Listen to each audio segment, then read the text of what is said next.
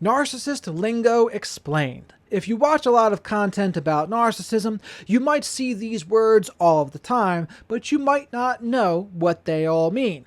This video is going to be a one-stop shop for you to learn all of the definitions of these terms. But before I get into that, my name is Jared Mello. I'm the Wizard of Radical Self-Respect and the Shepherd of Black Sheep. If you want to schedule a one-on-one coaching session with me, my email address is in the description. And if you want one of my Revenge of the Black Sheep shirts, reach out to me about that too. But let's jump right in. The first one, breadcrumbing. Breadcrumbing is when someone gives you just enough to keep you coming back, but they will never fully commit or give you entirely what you want.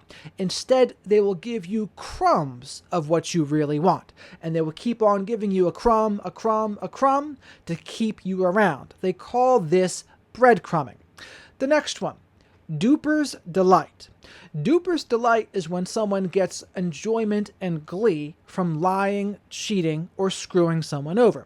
And a great example of this is when a narcissistic person would rather cheat on people than be in an open relationship or ethically non-monogamous, because they would rather sneak around and lie and cheat because they get more enjoyment from doing that. They get off on it. The next one, DARVO. DARVO is an acronym that stands for Deny, Accuse, Reverse Victim, and Offender. And this is something that a narcissistic person or toxic person will do when they are confronted about one of their problematic behaviors. Rather than take accountability and admit what they have done, instead what they will do is DARVO. And that's when they flip the script back onto you and accuse you of things and pretend like they are the victim, reversing the dynamic. The next one, JADE. JADE is another acronym that stands for Justify, Argue, Defend, or Explain. If you grew up with a narcissistic parent, you might be very used to having to justify, argue, defend, and explain yourself, because narcissistic parents are often very critical and they're always finding things you did wrong and forcing you to explain yourself. And people that had a narcissistic parent, they are very likely to wind up with a narcissistic romantic partner in adulthood, which is also why they say, if home wasn't a safe place for you, be very careful with people who feel like home in adulthood. The next one, flying monkey. A flying monkey is someone that is subscribed to the narcissist's distorted version of reality. And the flying monkey is someone that the narcissist uses to commit abuse by proxy. Say if you have gone no contact with the narcissist, we will go over no contact later, but since the narcissist can't get to you themselves, they will try to get to you using their flying monkeys. Flying monkeys can sometimes be narcissistic themselves. Sometimes it is more accurate to describe them as an enabler, but they are on the narcissist team. Anything you say to the flying monkeys will be reported back to the narcissist. The next one, smear campaign. Flying monkeys, they will often execute the smear campaign that the narcissist wants spread. And the smear campaign is when someone lies and distorts the truth in order to make you look bad. Or maybe they will tell half-truths, or maybe only parts of the truth. The parts of the truth that make you look bad, of course. And this is something that a narcissist will do sometimes even before the relationship ends, but especially after it ends, because they want to control their image. Which reminds me, everything a narcissist does is about power, control, image, narcissistic supply, and avoiding accountability. But what is the next one? Narcissistic supply. Narcissistic supply is the narcissist's fuel source. Every narcissist has a different primary fuel source. Maybe it's women, maybe it's sex, maybe it's power, maybe it's money, fill in the blank. But these are all of the things the narcissist uses because they require excessive admiration. That's what narcissistic supply is. The next one, gaslighting. Gaslighting is a crazy making process, which is very abusive. And that's when people make you question your perception of reality to make you feel like you're crazy. Ultimately, it is a process when you're in a relationship with somebody and over time they have this crazy making effect on you because they consistently are trying to make you feel like you are crazy. And this can happen if you have narcissistic parents or you have narcissists in the workforce. This process can happen over time. The next one, Gry Rock. Gry Rock is a tool that when you can't go no contact with a narcissist, you will practice Gry Rock. And Gry Rock is when you're very calm, boring, and don't give any emotional reactions. And you only share the least amount necessary. You don't share too much or things that you don't have to. And you practice Gry Rock when you can't go no contact, such as in a co-parenting situation with a narcissist. But occasionally, narcissists really dislike Gry Rock, and in that case, you might use Yellow Rock. Yellow Rock is when you have a little bit more emotion than Gry Rock, and normally it wouldn't really matter what the narcissist thinks, but when you have to co-parent with them or maybe work with them, you have to sometimes do things for your own peace too.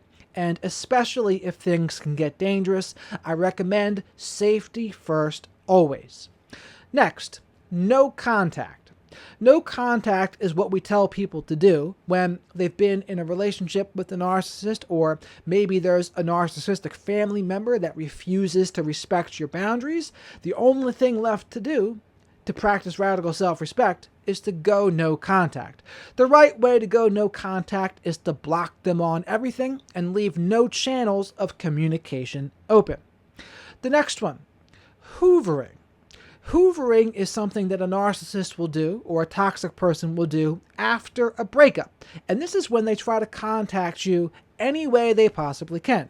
It can be something as simple as calling and hanging up the phone. Maybe it's them driving by your workplace.